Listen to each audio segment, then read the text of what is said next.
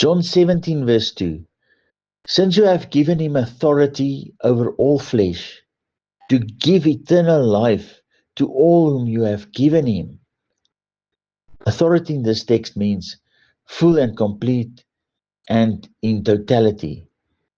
You could say full authority given to him over all flesh. John 3 verse 16 to 17. For God so loved the world that he gave his only Son, that whoever believes in him should not perish but have eternal life.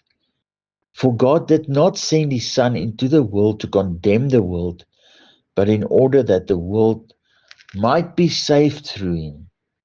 John 6 verse 44. No one can come to me unless the Father who sent me draws him, and I will raise him up on the last day. John 12 verse 32. And I, when I am lifted up from the earth, I will draw all people to myself. Romans 14 verse 9. For to this end Christ died and lived again, that he might be Lord both over the dead and of the living. 1 Corinthians 15 verse 22.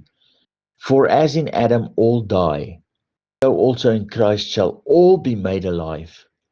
Father, thank you that all, the entire human race, shall be delivered out of the Adamic nature and brought over into the Christ nature, because all authority is with the living Christ and not with dead Adam.